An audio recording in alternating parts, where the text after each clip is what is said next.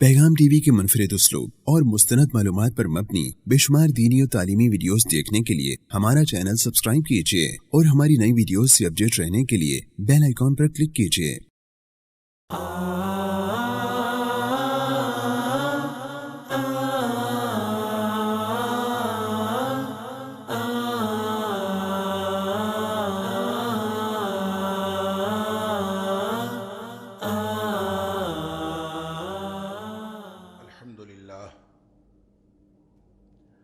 अल्हम्दुलिल्लाहि वकफ़ा वसलामुन अला इबादिहि अल्लज़ीना इस्तफ़ा अशहदु अल्ला इलाहा इल्लल्लाहु वहदहु ला शरीका लहु व अशहदु अन्ना मुहम्मदन अब्दुहु व रसूलुहु सल्लल्लाहु अलैहि व आलिहि वसल्लम। अल्लाहुम्मा सल्लि अला मुहम्मद व अला आलि मुहम्मद कमा सल्लैता अला इब्राहीम व अला आलि इब्राहीम इन्नका हमीदुम मजीद। अल्लाहुम्मा बारिक अला मुहम्मद व अला आलि मुहम्मद कमा बारकता अला इब्राहीम व अला आलि इब्राहीम इन्नका हमीदुम मजीद।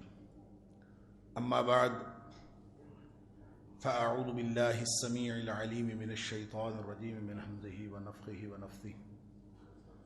बिस्मिल्लाहिर रहमानिर रहीम।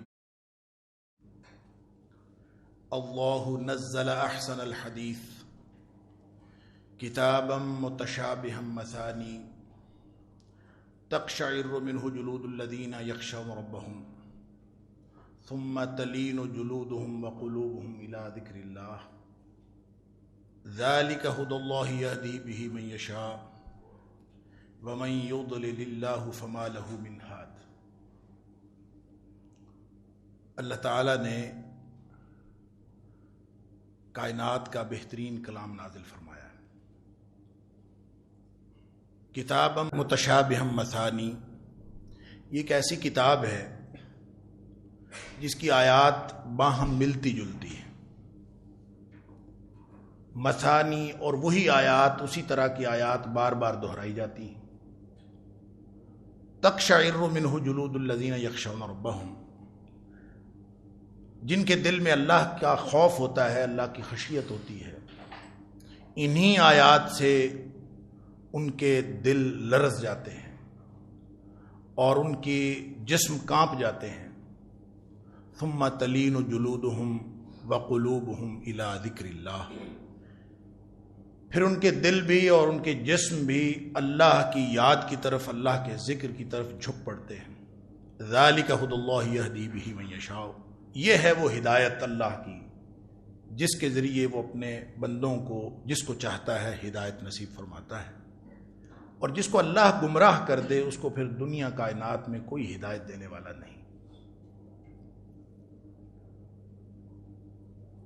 अल्लाह का कलाम कुरान मजीद, उस पर गुफ्तगू करने से पहले और इसका दर्स देने और सुनने से पहले कुछ बातें ऐसी हैं जो अगर हमारे जहन के अंदर न हो तो हो सकता है अल्लाह न खास्ता हमें इन दुरूस का कोई फ़ायदा ना हो, ना दर्स देने का और ना दर्स सुनने का। लिहाजा अल्लाह के कलाम की वो अहमियत, वो अज़मत जो है कमा हक़्क़ुहु, तो शायद हम अपने जहनों में उसको जागुज़ी नहीं कर सकते, लेकिन जिस कदर मुमकिन है हम अल्लाह के इस कलाम की अज़मत को समझें, और अगर इसकी अज़मत को समझ जाएं तो फिर ये किस लिए नाजिल हुई है, इसका हमारे साथ ताल्लुक़ क्या है, हमने ये दर्स जो सुनने हैं किस नीयत से सुनने हैं, क्या जहन बना के सुनने हैं। हम में से कुछ लोग तो सवाब के लिए आए होंगे, कुछ बरकत के लिए आए होंगे कि कुरान से बरकत होती है, कुछ लोग इसलिए आए होंगे कि कुरान का फ़हम हासिल करना चाहिए। अला हाज़ल क़ियास, मुख्तलिफ़ हमारी नीयतें हैं, मुख्तलिफ़ किस्म के हमारे इरादे, मुख्तलिफ़ किस्म की प्लानिंग्स। तो क्या अल्लाह के कलाम के लिए ये सारे इरादे, ये सारी नीयतें दुरुस्त हैं? अगर ये दुरुस्त हैं तो भी अल्लाह के कुरान से रहनुमाई हासिल कर ली जाए, और अगर ये दुरुस्त नहीं हैं तो क्या दुरुस्त है? हम अपनी नीयतों को रीट्यून कर लें, फिर से सोच लें कि हम किस लिए बैठे हैं, ताकि अल्लाह ताला हमें उन लोगों में से बना दे जिनको अल्लाह के रसूल सल्लल्लाहु अलैहि वसल्लम ने साहिबुल कुरान फरमाया कि युक़ालु लिसाहिबिल कुरान, कि क़यामत के दिन साहिब कुरान को कहा जाएगा। اور صاحب کا معنی ہم عام طور پہ اس کا ترجمہ یہ کرتے ہیں کہ قیامت کے دن حافظ قرآن کو کہا جائے گا، اقرا ورتقی، پڑھتا جا اور چڑھتا جا، ورتل کما کنت ترتل فی الدنیا، اور اسی طرح ٹھہر ٹھہر کے پڑھنا جس طرح تم دنیا میں ٹھہر ٹھہر کے پڑھتے تھے، تو جہاں آخری آیت مکمل ہوگی وہیں تمہارا مقام ہوگا۔ گویا یہ صاحب قرآن کو جنت میں لے جائے گا۔ اگر ہم اس کا ترجمہ حافظ قرآن کرتے ہیں تو اس میں سے ایک بڑا طبقہ جو قرآن کا حافظ نہیں ہے وہ تو ویسے ہی مائنس ہو جاتا ہے، اس کا مطلب ہے صرف حفاظ کے لیے ہے۔ یہ ایسی بات ہرگز نہیں ہے۔ نبی پاک صلی اللہ علیہ وسلم کی بشارت یہ ہر اس شخص کے لیے ہے جو صاحب قرآن۔ اور قرآن کا صاحب کون ہے؟ قرآن کا صاحب وہ ہے جو اس کو اس نیت سے پڑھتا ہے جس کے لیے اللہ نے اس کو نازل فرمایا۔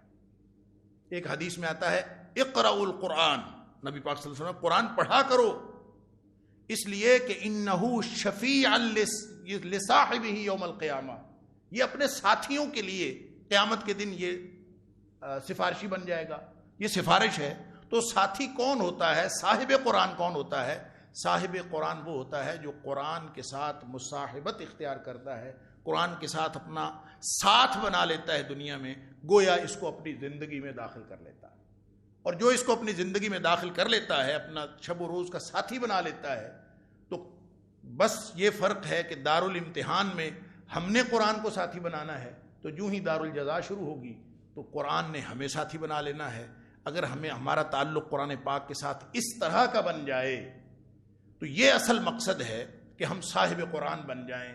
اس سے مراد حافظ نہیں ہے، حافظ بھی ہو سکتا ہے جس کی زندگی میں قرآن شامل ہو، اور غیر حافظ بھی ہو سکتا ہے جس کی زندگی میں قرآن شامل ہو۔ تو اللہ تعالیٰ نے فرمایا سورہ زمر کی اس آیت کے اندر، آیت نمبر 24 ہے غالباً، کہ اللہ تعالیٰ نے فرمایا کہ یہ بہترین کلام ہے اور نازل کیا ہے اللہ نے، لہذا کلام اللہ یہ کتاب اللہ نہیں ہے، یہ اللہ کا کلام ہے۔ اور یہ ذہن میں رکھنا چاہیے کہ جو کلام ہوتا ہے وہ تحریر سے بہت مختلف ہوتا ہے۔ یہ اللہ کا کلام ہے۔ اللہ تعالیٰ نے 3 جگہ پہ قرآن پاک کے اندر یہ فرمایا ہے، سورہ بقرہ کے اندر بھی، سورہ فتح کے اندر بھی، سورہ توبہ کے اندر بھی، کہ یہ کلام اللہ ہے، اور قرآن پاک کا نام کلام اللہ بتایا ہے۔ تو اللہ کا کلام ہے تو اس کا مطلب یہ ہے کہ اللہ تعالیٰ نے باتیں کی ہیں، اللہ تعالیٰ نے گفتگو فرمائی ہے، اور جو اللہ کی گفتگو ہے، اسی لیے آپ دیکھتے ہیں کہ تاریخ کے اندر یہ مسئلہ بہت زیر بحث رہا کہ قرآن مخلوق ہے کہ قرآن غیر مخلوق ہے، اس لیے کہ قرآن تو صفت کلام ہے اللہ کا، اور جب صفت کلام ہے تو نہ اس کو مخلوق کہا جا سکتا ہے نہ اس کو غیر مخلوق کہا جا سکتا، یہ اللہ کا کلام ہے، اور یہ اپنی نوعیت کی واحد کتاب ہے اور واحد کلام ہے۔ لہٰذا یہاں جب تحریری صورت میں یہ ہمارے پاس آتا ہے، اور تحریری صورت میں آپ سب جانتے ہیں کہ یہ نبی کریم صلی اللہ علیہ وسلم کے دور میں اگر تحریری صورت میں تھا بھی تو یہ یوں 2 گتوں کے درمیان ایک کتابی شکل میں نہیں تھا، کچھ تختیوں پہ لکھا ہوا تھا، لیکن یہ نازل بھی لکھا ہوا نہیں ہوا، جبکہ تورات نازل ہوئی تھی تو لکھی ہوئی نازل ہوئی تھی، یہ تحریر نہیں، نازل ہوا ہے نبی کریم صلی اللہ علیہ وسلم کے قلب اطہر پر، کلام اللہ کا ہے۔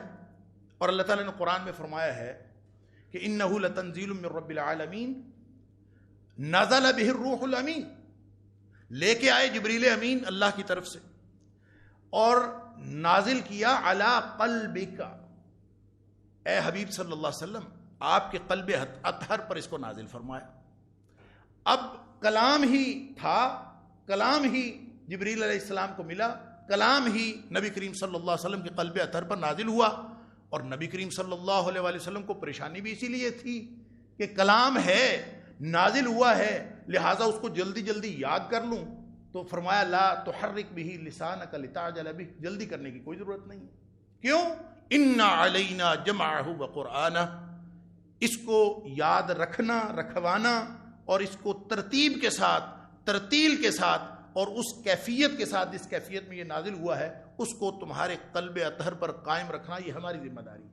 اللہ نے یہ ذمہ داری لے لی۔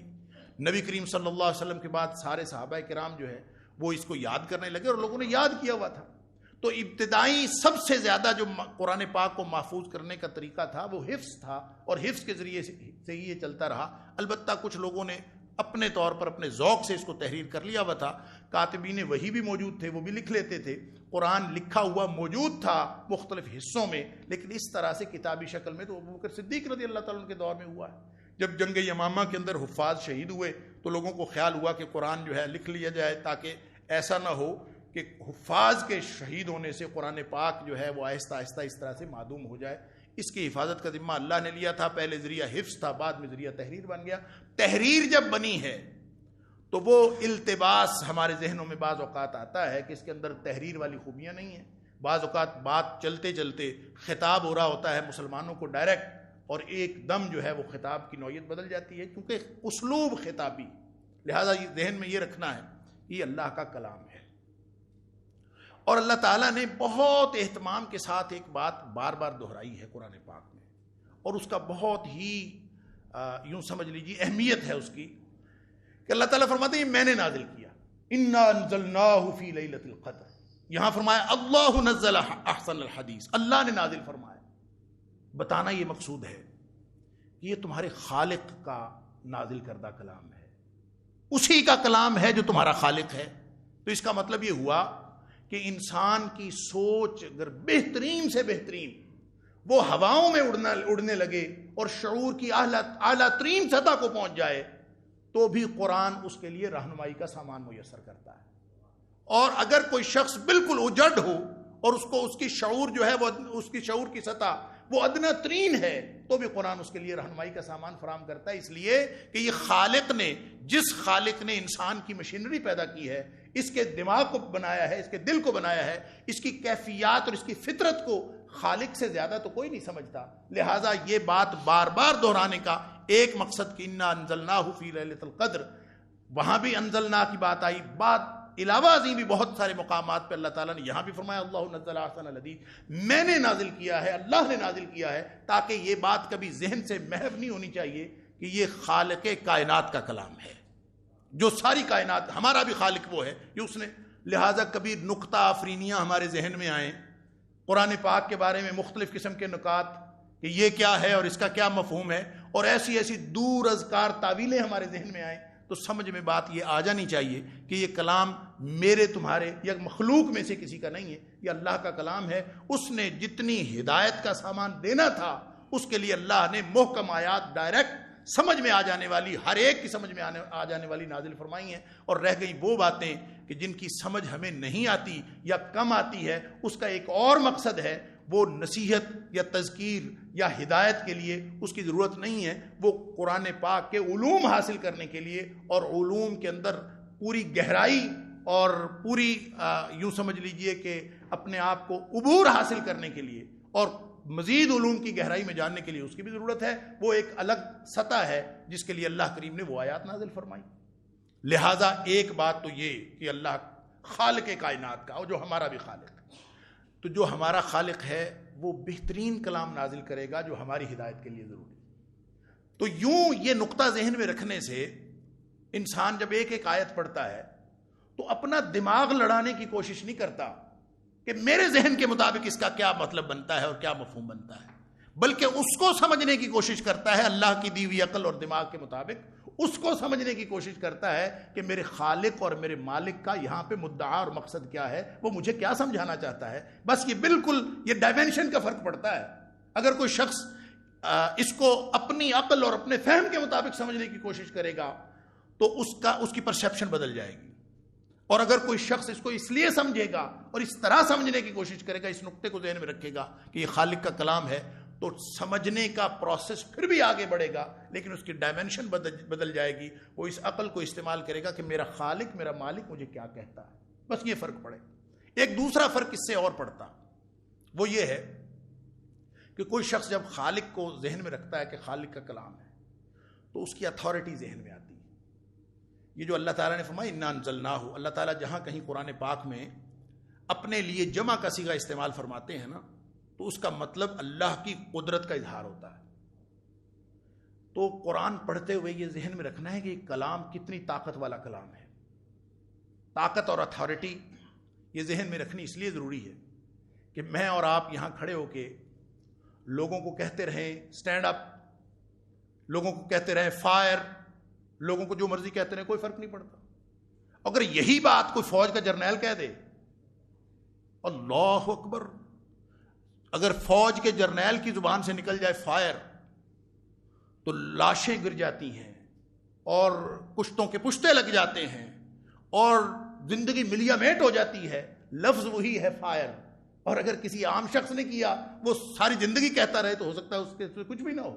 لیکن جب اتھارٹیٹیو آدمی جو کسی اتھارٹی پر ہے وہ اس کی زبان سے ایک لفظ نکلے گا تو وہ ہو سکتا ہے بہت بڑی تبدیلی کر دے. اور اسی طرح جو بڑے بڑے اتھارٹی کے اوپر لوگ ہوتے ہیں, حکومتوں کے جو عہدیداران ہوتے ہیں, وہ ایک لفظ بولتے ہیں, اس پر ہزاروں تبصرے ہوتے ہیں. لوگ کہتے ہیں اس کا یہ مطلب تھا, اس کی باڈی لینگویج یہ تھی, اس کے ایک اس لفظ کا یہ مطلب تھا, ہزاروں تبصرے ہوتے ہیں. اس کی وجہ اس کی اتھارٹی ہوتی ہے. تو اللہ کریم کا یہ بتانے کا مقصد کہ یہ تمہارے خالق کی طرف سے نازل کردہ ہے, ذہن میں یہ رکھنا مقصود ہے, انسانوں کو یہ سمجھانا مقصود ہے کہ یہ اس اللہ کا کلام ہے جس کے منہ سے کن نکل جائے, جو کن فرما دے تو یہ کائنات ساری کی ساری بن جاتی ہے. وہ کن فرما دے تو یہ ساری کائنات ایک لحظہ میں ملیا میٹ ہو جاتی ہے.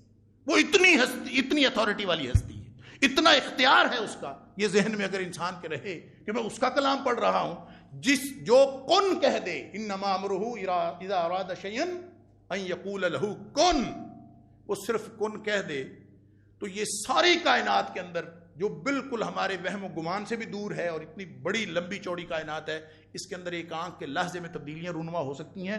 وہ خالق کائنات اس کلام کا مالک ہے, یہ اس کا کلام ہے. اور یہ ایک لفظ کن تو نہیں ہے, یہ تو قرآن پاک کے اندر ہزاروں الفاظ ہیں. اور اس کا کلام جب ہم پڑھ رہے ہیں تو ذہن میں یہ اتھارٹی رہنی چاہیے کہ یہ کسی بھی وقت وہ جو بھی کر دے. اللہ اکبر. اس لیے فرمایا کہ تم اپنا استحضار کرو نا, اپنا استحضار کرو کہ کس کا کلام پڑھ رہے ہو. اگر یہ استحضار موجود ہو تو پتہ کیا ہوتا ہے پھر؟ اللہ تعالیٰ فرماتے ہیں کہ لو انزلنا هذا القرآن على جبل لرأيته خاشعا متصدعا من خشية اللہ. اگر یہ پہاڑ پر ہم نازل کر دیتے نا تو پہاڑ ریزہ ریزہ ہو جاتا اللہ کے خوف سے. کیوں؟ اس لیے کہ پہاڑ ہو یا اشجار ہوں, یہ پوری مخلوقات انسان اور جن کے علاوہ وہ ساری کی ساری ہر وقت اللہ کی اس اتھارٹی اور اس اختیار کے استحضار میں رہتے ہیں. ان کی فطرت کے اندر اللہ نے یہ رکھا ہے کہ وہ ہر وقت اللہ کی تسبیح بیان کرتے ہیں. سورہ نور کے اندر اللہ تعالیٰ نے فرمایا کہ پوری کائنات, اور مختلف مقامات پر اللہ نے فرمایا کہ پوری کائنات زمین و آسمان کی ہر چیز اللہ کی تسبیح بھی بیان کرتی ہے, اللہ کی نماز بھی پڑھتی. کل قد علم صلاتہ و تسبیحہ, نماز بھی پڑھتے ہیں, تسبیح بھی بیان کرتے ہیں. ہمیں نہیں معلوم ہوتا پوری کائنات اور زمین کے درمیان میں, زمین و آسمان کے درمیان میں اڑنے والے پرندے بھی یہ سب کچھ کر رہے ہیں, تمہیں نہیں معلوم. ان کو استحضار ہے کہ ہم کس مالک کے غلام ہیں. سورج کو بھی استحضار ہے, پہاڑوں کو استحضار ہے, کائنات کی ہر مخلوق کو اس بات کا استحضار ہے, اور ان کی فطرت میں یہ استحضار رکھا ہے کہ وہ اللہ کے حکم کے پابند ہے. اور وہ اس اتھارٹی والی ہستی ہے کہ وہ کن کہہ دے تو ساری کائنات درہم برہم ہو سکتی ہے, وہ کن کہہ دے تو ساری کائنات بن سکتی ہے. ایسے اختیار رکھنے والی ہستی کا یہ کلام ہے. اگر انسان کے دل و دماغ میں یہ استحضار موجود ہو کہ میں کس کا کلام پڑھنے جا رہا ہوں, میں اس اتھارٹی کے کلام پڑھنے جا رہا ہوں جس کلام کے اندر اتنی قوت ہے, یہ اگر استحضار موجود ہوگا تو پھر اس کے اوپر پورے اثرات اس کے مرتب ہوں گے کہ جو پہاڑ کو ریزہ ریزہ کر سکتے ہیں, ہمارے دل و دماغ کے اندر تبدیلی کیوں نہیں پیدا کرتے؟ ہم تو پڑھتے رہتے ہیں, ہمیں کچھ بھی نہیں ہوتا. ہمیں ویسی ہی آیات ہے, پڑھتے رہتے ہیں, قرآن پورا پڑھ جاتے ہیں, سنتے ہیں, سالوں گزر گئے پڑھتے رہتے ہیں, کچھ نہیں ہوتا. اس لیے کہ ہم اپنی فطرت کے اندر وہ استحضار پیدا نہیں کر سکے جو حقیقتاً قرآن پاک کو پڑھتے ہوئے ہمارے طبیعتوں کے اندر, ہمارے دل و دماغ کے اندر استحضار ہونا چاہیے. اس کے علاوہ یہ بھی فرمایا کہ یہ قرآن جو ہے یہ ہدایت ہے, کتاب ہدایت. اس کا موضوع انسان ہے. الہدا, قرآن پاک نے بار بار اپنے آپ کو الہدا کہا ہے, ہدایت. اور ہدایت جو ہوتا ہے, ہدایت کا مطلب راستہ بھی ہوتا ہے, اور ہدایت کا مطلب راستہ دکھانا بھی ہوتا ہے, اور ہدایت کا مطلب منزل مقصود پر پہنچانا بھی ہوتا ہے. قرآن یہ تینوں کام کرتا ہے.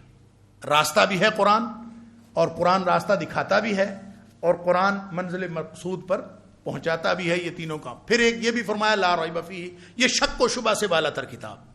یعنی کتاب کے بارے میں ہمیں وہ استحضار جو ہونا ضروری ہے کلام پاک کے بارے میں, اگر وہ نہ ہو تو ہم قرآن پاک سے پوری طرح استفادہ نہیں کر سکتے.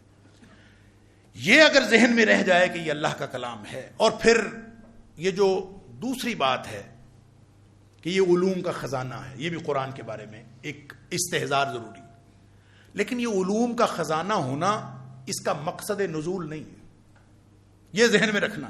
علوم کا خزانہ ہے، اس سے فزکس بھی نکل سکتی ہے، اس سے کیمسٹری بھی نکل سکتی ہے، یہ اس میں نفسیات کا بیان بھی ہوا ہے، اس میں ہر چیز، ہر علم کی بنیاد اس کے اندر موجود ہے، لیکن یہ نہ کیمسٹری کی کتاب ہے، نہ فزکس کی کتاب ہے، یہ علوم کی کتاب نہیں ہے، یہ کتاب ہدایت ہے، یہ اللہ تعالیٰ نے ہدایت کے لیے نازل فرمائی ہے، اس کا موضوع انسان ہے اور یہ کتاب ہدایت۔ اور سارے علوم ہونے کے باوجود یہ اللہ نے ہم سے تقاضا ہی نہیں فرمایا کہ تم ان علوم کی گہرائی تک رسائی حاصل کرو، یہ ہم سے تقاضا ہی نہیں۔ ہم سے تقاضا کیا ہے؟ ہم سے تقاضا یہ ہے کہ اس سے ہدایت حاصل کرو، ہم سے اس سے بڑھ کے اللہ کریم نے تقاضا ہی نہیں کیا۔ اور وہ ہدایت بھی اس لیے کہ جو تبدیلی ہے، جو انسان کے اندر تبدیلی آتی ہے، دیکھیں ایک حدیث کے اندر آتا ہے، بخاری شریف کی حدیث ہے، نبی کریم صلی اللہ علیہ وسلم نے فرمایا کہ جتنے بھی انبیاء آئے ان کو معجزے عطا ہوئے۔ معجزے اس لیے عطا ہوتے تھے کہ لوگ ان معجزوں کو دیکھ کر ہدایت کی راہ پر چل نکلے۔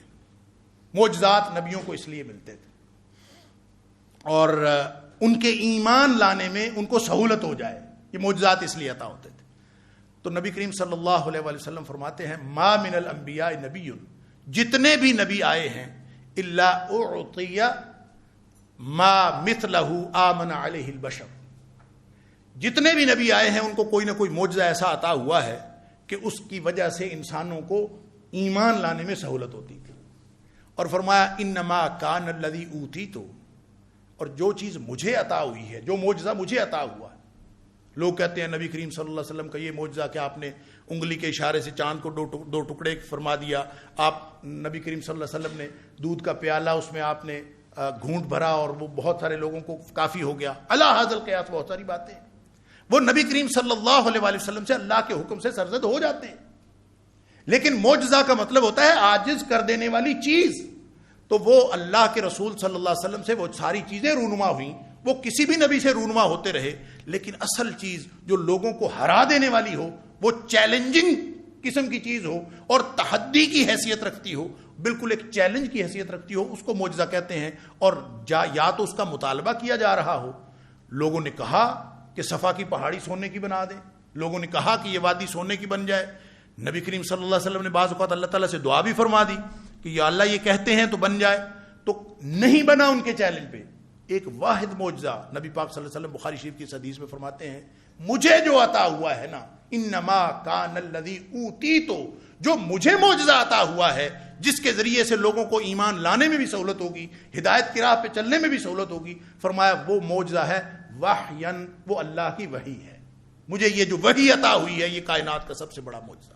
اور پھر فرمایا اوحاہ اللہ الیہ، یہ اللہ نے میری طرف وحی کی ہے، اور اس سے بڑا معجزہ اور کوئی نہیں۔ تو جن معجزوں کے ذریعے سے انبیاء اپنی امتیں بڑھاتے رہے، امتوں کی تعداد بڑھاتے رہے، تو فرمایا مجھے جو اللہ نے معجزہ عطا فرمایا ہے یہ جتنا بڑا ہدایت کا سامان ہے، فرمایا کہ میرے اب اتنے لوگ اس قرآن کو سن کر، اس قرآن کو پڑھ کر، اس قرآن میں سے گزر کر اس معجزے کے ذریعے اتنے لوگ ہدایت یافتہ ہوں گے کہ فَأَرْجُو ان اکون اکثرہم تابعا یوم القیامت، اب میں امید کرتا ہوں کہ قیامت کے دن میری امت سب سے زیادہ ہوگی۔ فارجو ان اکون اکثرہم تابعا یوم القیامہ، کیونکہ مجھے یہ معجزہ عطا ہوا ہے، یہ کائنات میں کسی اور کو عطا ہی نہیں ہوا، مجھے اللہ کا کلام عطا ہوا۔ یہ اس طرح کی کتاب ہمیں ہمارے سامنے ہے جس کو ہم پڑھنے جا رہے ہیں۔ یہ ذہنوں کے اندر اگر تصور جاگزیں ہو اور اس استحضار کے ساتھ ہم قرآن پڑھیں تو پھر قرآن سے ہم وہ کچھ حاصل کر سکتے ہیں جو قرآن کا مقصد نزول ہے۔ اب آ جائیے کہ قرآن کا مقصد نزول کیا ہے، ہم نے کس نیت سے پڑھنا ہے۔ میں نے عرض کیا کہ علوم کی گہرائی اور ان تک رسائی ہم سے مطالبہ ہی نہیں، ہم سے مطالبہ ہے کہ تم اس سے نصیحت حاصل کرو۔ وَلَقَدْ يَسَّرْنَا الْقُرْآنَ لِلذِّكْرِ فَهَلْ مِن مُدَّكِرٍ، کوئی ہے جو نصیحت حاصل کر لے قرآن سے؟ قرآن علوم کا خزانہ ہے اور وہ قیامت تک اس سے مختلف علوم برآمد ہوتے رہیں گے۔ فرمایا لا تنقضی عجائبہ، کوئی شخص سمجھے کہ میں اس کے علوم کی گہرائی تک پہنچ گیا ہوں، رسائی ممکن ہی نہیں ہے۔ اس کی وجہ ہے نا، اس کی وجہ یہ ہے کہ یہ اللہ کا کلام ہے، تو جس طرح اللہ کی ذات کو نہیں سمجھا جا سکتا، اسی طرح اللہ کے کلام کو بھی نہیں سمجھا جا سکتا۔ اللہ کے کلام کی حقیقت کو کما حقہ سمجھنا ناممکن ہے، زندگیاں کھپ جائیں گی۔ لا تنقضی عجائبہ، نبی پاک صلی اللہ علیہ وسلم فرمایا اس کے عجائبات اور اس کے نقطے اور اس کے علوم کبھی ختم نہیں ہوں گے۔ اور ایسے ایسے علوم، یہ تو ہم کہہ دیتے ہیں نا کہ یہاں سے اناٹمی نکل رہی ہے، یہاں سے باٹنی نکل رہی ہے، یہاں سے زوالوجی نکل رہی ہے، یہاں سے فلاں نقطہ ہے، یہاں سے فلاں، یہ تو وہ ہیں جو ہمیں معلوم ہے۔ ایسے علوم بھی اس کے اندر سے نکلتے ہیں کہ جو جن تک انسان ابھی تک پہنچا ہی نہیں۔ لیکن ایک بات ان علوم کے حوالے سے، ان سائنسی ترقیوں کے حوالے سے، یعنی کچھ لوگ ایسے ہیں جو اس نہج پر تحقیق کرتے ہیں کہ وہ قرآن کی تصدیق کے لیے اور قرآن کی حقانیت کے لیے سائنس کا سہارا لیتے ہیں۔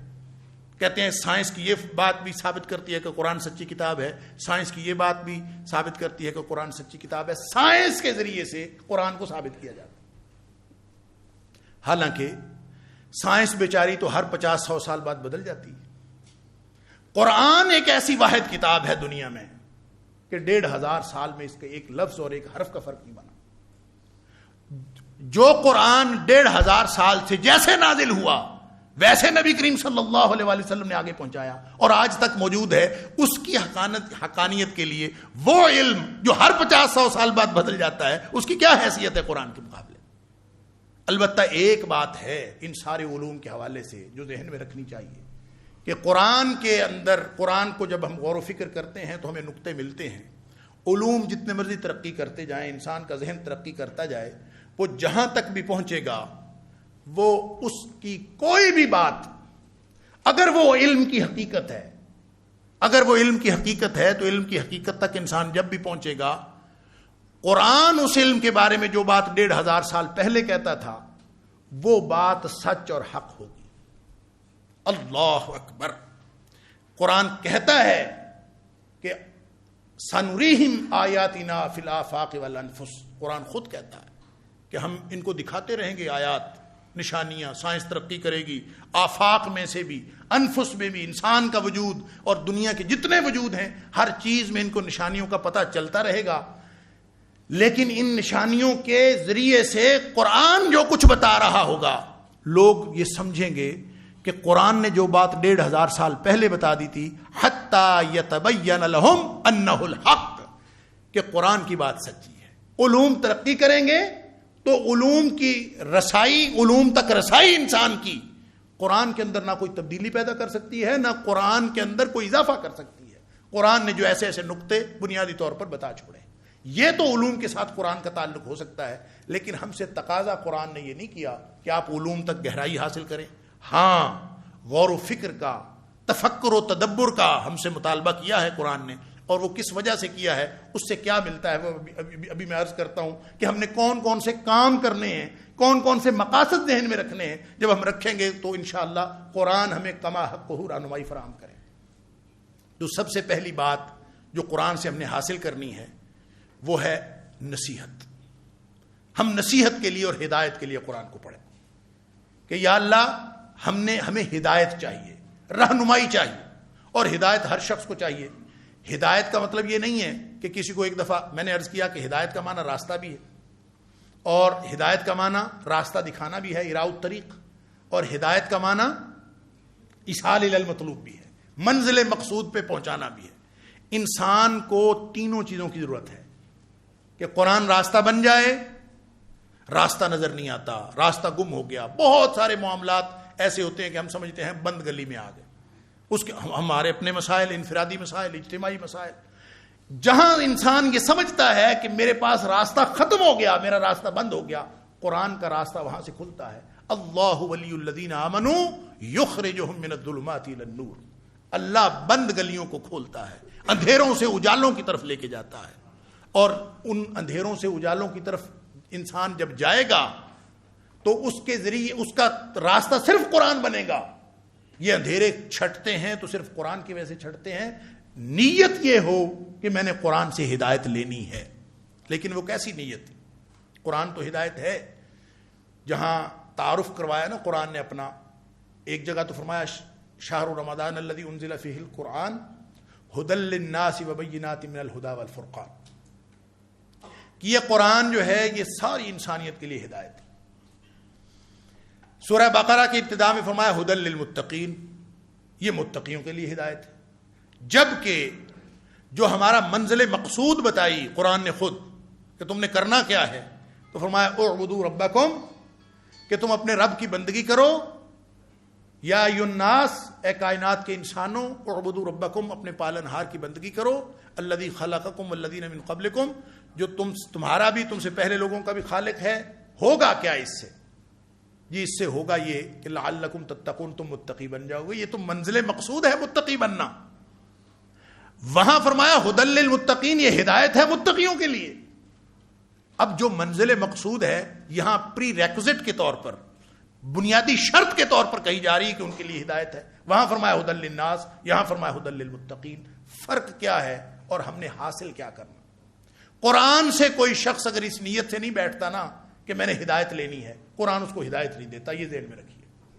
اس کی وجہ یہ ہے کہ یہ اللہ کا کلام ہے, اور اللہ تعالیٰ نے اپنے بارے میں ارشاد فرمایا ہے کہ انا عند ظن عبدی بی, کہ حدیث قدسی ہے کہ میں اپنے بندے کے گمان کے مطابق اس کے ساتھ معاملہ کرتا ہوں, کہ جیسا گمان میرا بندہ میرے بارے میں رکھتا ہے میں ویسا ہی معاملہ کرتا ہوں. جو شخص سمجھتا ہے کہ میرا اللہ میری سنتا ہے, اس کا تو اعلان ہے نا کہ اجیب دعوت الداعی اذا دعان, کہ جب بھی میرا بندہ مجھے پکارے میں اس کی سنتا ہوں. صرف سنتا نہیں ہوں, اجیب, میں اس کا جواب دیتا ہوں, اس کو قبول کرتا ہوں. لیکن کوئی شخص اگر یہ گمان رکھے کہ پتہ نہیں میں کہاں, میرا اللہ کہاں, پتہ نہیں مجھے دیکھتا ہے کہ نہیں دیکھتا, پتہ نہیں مجھے سنتا ہے کہ نہیں سنتا, جو ایسا ناقدرہ اللہ کے بارے میں ایسا گمان رکھے, اللہ اس کی واقعتاً نہیں سنتا.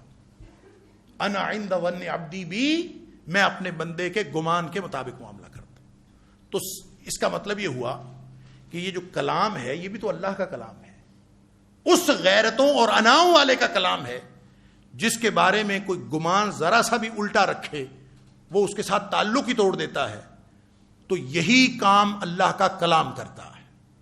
عربی میں کہتے ہیں کہ کلام الملوک ملوک الکلام, جو بادشاہوں کی بات ہوتی ہے نا وہ باتوں کی بادشاہ ہوتی. تو یہ کائنات کے سب سے بڑے بادشاہ کا کلام ہے. جو غیرت اور انا اللہ کی ذات میں ہے وہی غیرت اور انا اللہ کے کلام میں ہے. نبی پاک صلی اللہ علیہ وسلم نے فرمایا, غالباً ترمذی شریف کی حدیث ہے, فضل کلام اللہ علی سائر الکلام, اللہ کے کلام کی فضیلت دنیا کائنات کی باتوں پر, دنیا کائنات کے کلام پر وہی ہے کا فضل اللہ علی خلقہ, جیسے اللہ کی فضیلت اللہ کی مخلوق پر ہے. کوئی ہے جوڑ؟ مخلوق کا اور خالق کا کیا جوڑ ہے؟ افمن یخلق کمن لا یخلق, برابر ہو کیسے سکتے ہیں؟ مخلوق میں سے کسی کو کسی ایسے وصف کا, کسی ایسی صفت کا حقدار سمجھا کیسے جا سکتا ہے؟ جو اللہ کی صفت ہے, اسی کی لائق شان ہے, اس کو سمجھا کیسے جا سکتا ہے؟ اس لیے کہ مخلوق اور خالق میں تو فرق ہی بہت, زمین آسمان کا فرق ہے. لہذا جو فضیلت اللہ کو اللہ کی مخلوق پر ہے وہی فضیلت اللہ کے کلام کو ساری دنیا کے کلام پر ہے. اب اللہ تو نہیں سنتا اس کی جو یہ سمجھتا ہے کہ اللہ میری نہیں سنتا. تو یہی معاملہ قرآن کرتا ہے. جو قرآن پڑھتا ہے, اگر ہم یہاں بیٹھے ہیں قرآن سے ثواب حاصل کرنے کے لیے, میں نے شروع میں عرض کیا, اگر ہماری نیت یہ ہے کہ قرآن ہم سنیں گے, بڑا ثواب کا کام ہے, تو ایک حرف پڑھنے سے 10 نیکیاں ملتی ہیں. نبی پاک صلی اللہ علیہ وسلم نے فرمایا, صحیح حدیث ہے, آپ نے فرمایا من قرأ حرفا من الکتاب فلہ بہ حسنہ والحسنۃ بعشر امثالھا, جو شخص ایک حرف پڑھتا ہے اس کو 10 نیکیاں ملتی ہیں, اور ایک نیکی جو ہے اس کو ایک نیکی ملتی ہے اور ایک نیکی 10 کے برابر ہے, تو گویا ایک حرف سے 10 نیکیاں ملتی ہیں. یہ تو نبی پاک صلی اللہ علیہ وسلم فرمان. اور پھر آپ نے وضاحت فرمائی کہ میں یہ نہیں کہتا کہ الف لام میم ایک حرف ہے, بلکہ فرمایا الف ایک حرف ہے, لام ایک حرف ہے, میم ایک حرف ہے. گویا الف لام میم کہا تو 10 نیکیاں نہیں ملی, 30 نیکیاں ملی. لیکن یہ مقصد اگر ہمارے ذہنوں میں ہے نا کہ ہم نے قرآن سے ثواب لینا ہے, نیکیاں لینی ہیں, تو ثواب تو مل جائے گا, ہدایت نہیں ملے گی. ثواب ملے گا قرآن سے. انا عند ظن عبدی بی، یہ مالک کا کلام ہے، خالق کا کلام ہے. جو اس سے جو چاہتا ہے، جو جیسا گمان رکھتا ہے، جو اس کو برکت کے لیے پڑھتا ہے اس کو برکت مل جائے گی، ہدایت نہیں ملے گی. جو سمجھتا ہے کہ یہ اس کا سایہ کر لیں شادی کے موقع پر تو برکت ہو جاتی ہے، ہو سکتا ہے اس کو برکت ہو جاتی ہو، اس لیے کہ قرآن کی برکات سے تو پتھر بھی محروم نہیں رہتے. قرآن کی برکات سے تو پتھر بھی محروم نہیں. اس کے اندر برکات اللہ نے رکھی ہے. اور قرآن پڑھا جا رہا ہو، شجر و حجر وجد میں آتے ہیں، پرندے بھی وجد میں آتے ہیں، حیوانات بھی سنتے ہیں. اللہ اکبر. وہ حدیث آپ کے ذہن میں ہوگی حضرت اسید بن حضیر رضی اللہ تعالیٰ عنہ کہ جب وہ قرآن تلاوت فرما رہے تھے، غالباً سورہ بقرہ ہی پڑھ رہے تھے، اور جب تلاوت فرما رہے تھے تو گھوڑا بدکنے لگا. تو پریشان ہوئے کہ گھوڑا کیوں بدک رہا ہے؟ اس لیے کہ چھوٹا بچہ سویا ہوا تھا پاس. تو تلاوت بند کر دی، نماز میں پڑھ رہے تھے، تلاوت بند کر دی، گھوڑے نے بدکنا بھی بند کر دیا. پھر پڑھا تو پھر گھوڑے نے بدکنا شروع کر دیا. پھر انہوں نے اندازہ کر لیا کہ جب میں پڑھتا ہوں تو گھوڑا بدکتا ہے، جب میں تلاوت بند کر دیتا ہوں وہ آرام سے کھڑا ہو جاتا ہے. تو کہتے ہیں مجھے خیال آیا کہ یہ جو گھوڑا بدکتا ہے کہیں بچے کو نقصان نہ پہنچائے، پاس ہی بچہ سویا ہوا ہے. تو میں نے بند کر دی تلاوت، سلام پھیر دیا. سلام پھیر کے میں نے اپنے اوپر دیکھا تو ایک روشنیوں کا حالہ تھا میرے اوپر، اور اتنی ساری روشنیاں جیسے بادل کی طرح میرے اوپر سایہ فگن سفید. کہتے میں حیران ہو گیا. میں نے اس کی طرف دیکھا کہ یہ کیا ہے، تو آہستہ آہستہ وہ میرے سے دور ہوتا گیا اور وہ ختم ہو گیا. کہتے ہیں میں نے صبح جا کے نبی کریم صلی اللہ علیہ وسلم سے ذکر کیا، اللہ کے رسول صلی اللہ علیہ وسلم رات میں یہ ایک منظر عجیب دیکھا ہے، کیا ہوا؟ اللہ اکبر. نبی پاک صلی اللہ علیہ وسلم نے فرمایا تلک الملائکہ، وہ فرشتے تھے، دنت بے صوتی کا، وہ تیرا قرآن سننے آئے تھے. ولو قرأت واصبحت، اگر تو پڑھتا رہتا نا، تلاوت بند نہ کرتا اور اسی طرح صبح ہو جاتی. اللہ اکبر. ينظر الناس الیہا لا تتوارا منہم، تو پڑھتا رہتا تو فرشتوں کو ساری دنیا دیکھتی، وہ کسی کی نظروں سے اوجھل نہ ہوتے، ساری دنیا دیکھ لیتی کہ فرشتے قرآن سننے آئے ہوئے ہیں. کس کس چیز پر قرآن کا اثر نہیں ہوتا؟ قرآن کا اثر تو ہوتا ہے. لہٰذا کوئی شخص اگر اس کو برکت کے لیے پڑھتا ہے تو کیسے ہو سکتا ہے کہ اس سے برکت نہ ملے؟ کوئی اس کو سکون کے لیے پڑھتا ہے، سکون مل جائے گا. جو اس کو سرور کے لیے پڑھتا ہے اس کو سرور مل جائے گا، لیکن ہدایت نہیں ملے گی. ہدایت صرف اس کو ملے گی جو اس نیت سے پڑھے گا کہ میں نے اس سے ہدایت لینی ہے. انا عند ظن عبدی بی. لہذا سب سے پہلے ہمیں اپنے نیتوں کو ریٹیون کرنا ہے. نیت کیا بنانی ہے؟ فرمایا ھدی للمتقین. سمجھ لیجئے کہ ایک ہدایت تو وہ ہے راستہ دکھانے کی حد تک. قرآن پڑھیں، قرآن راستہ دکھاتا ہے. یہ ان کو بھی دکھاتا ہے جو اس کو مانتے ہیں، یہ ان کو بھی دکھاتا ہے جو اس کو نہیں مانتے. ہر ایک کو قرآن راستہ دکھاتا، لیکن منزل مقصود پہ ہر ایک کو نہیں پہنچاتا. منزل مقصود پہ صرف ان کو پہنچاتا ہے جو متقین ہوتے ہیں. اور متقی وہ ہوتا ہے، یہ ابتداءً بھی متقی ہوتا ہے اور انتہاءً بھی متقی ہوتا ہے. اصل میں وہ ایک تڑپ رکھنے والا انسان جس کے دل کے اندر دوہرا احساس ہو وہ متقی ہوتا ہے. اور وہ احساس کیا ہے؟ وہ احساس یہ ہے کہ ہر وقت اللہ کی ناراضگی سے بچنے کا احساس اور ہر وقت اللہ کی رضامندی حاصل کر لینے کا احساس. جس شخص کے دل میں یہ تڑپ موجود ہو وہ متقی ہے. وہ تقوی کے راستے پر کتنا چلا ہے، وہ کس قدر کس سطح کا متقی ہے، اس سے غرض نہیں ہے.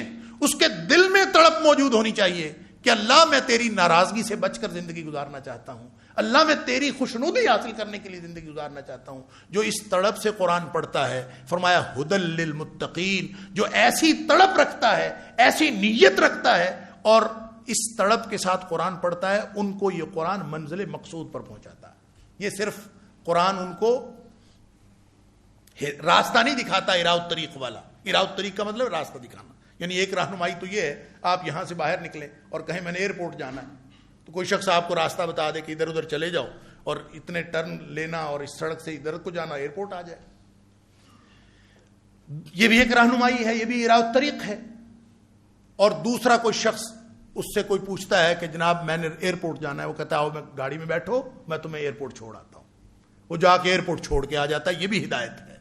لیکن یہ ایصال الی المطلوب ہے، منزل مقصود پر پہنچا دینا. اور وہ جو حدیث آپ نے سنی ہے ابھی کہ یقال لصاحب القرآن، قیامت کے دن صاحب قرآن کو کہا جائے گا کہ اقرا ورتقی، پڑھتا جا اور چڑھتا جا.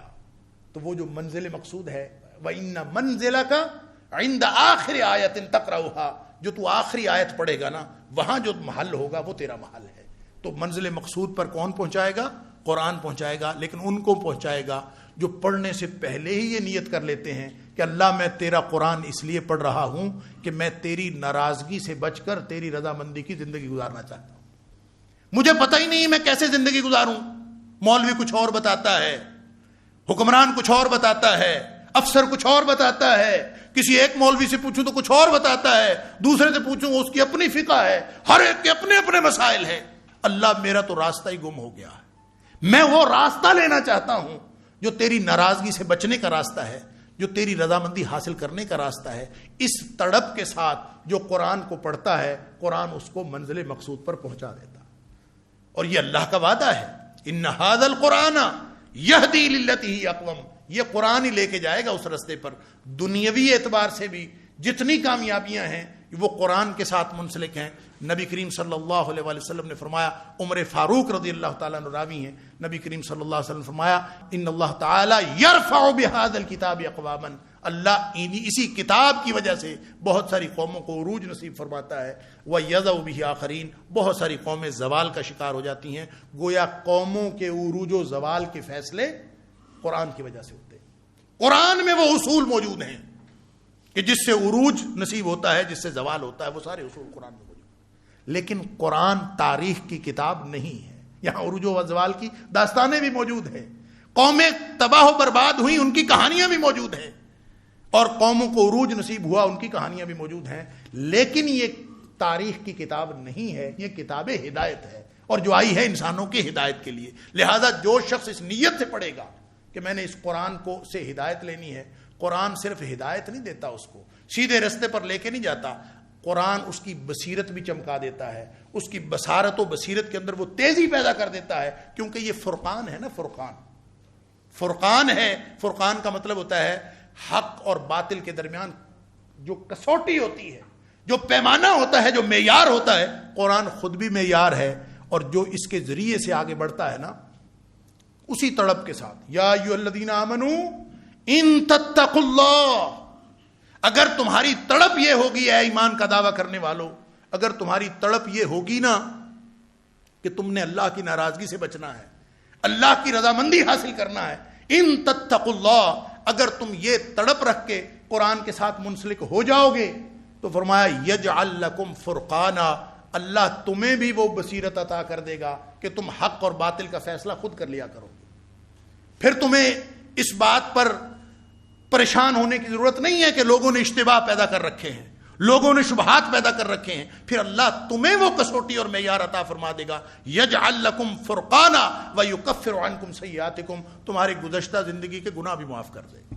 تم نے پہلے جو گناہ کیے ہیں، جو غلطیاں کی ہیں، وہ بھی معاف کر دے گا. اور آئندہ زندگی کے لیے وہ معیار اللہ تعالیٰ وہ بصیرت عطا کر دے. نبی کریم صلی اللہ علیہ وسلم ایک دعا فرمایا کرتے تھے تہجد میں، خاص طور پر دعائے استفتاح کے طور پر، اور نبی کریم صلی اللہ علیہ وسلم نے ہمیں سکھائی.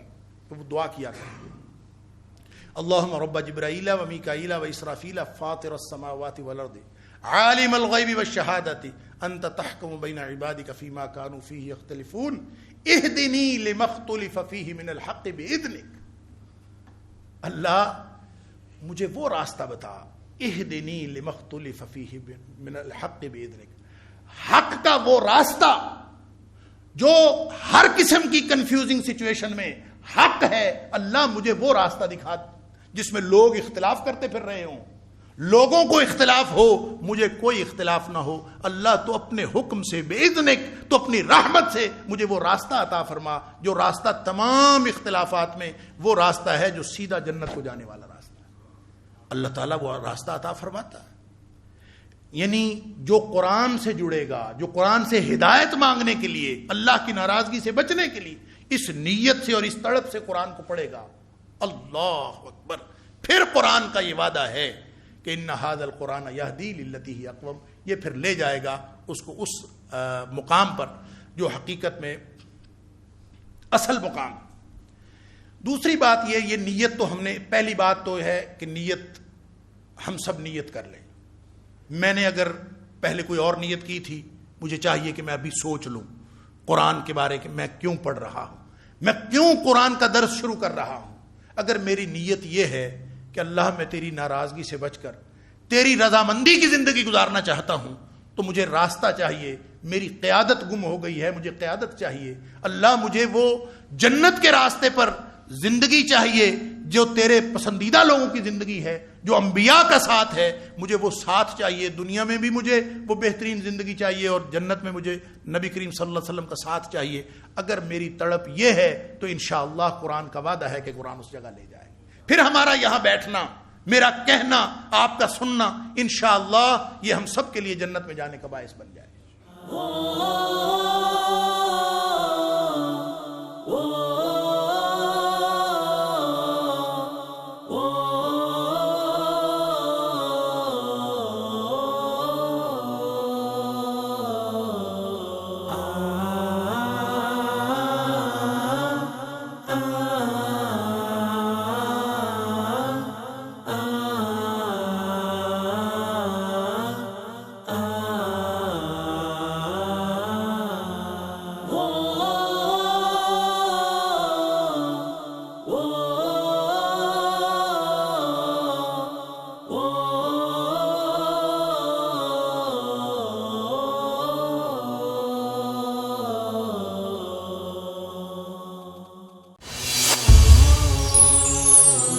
پیغام ٹی وی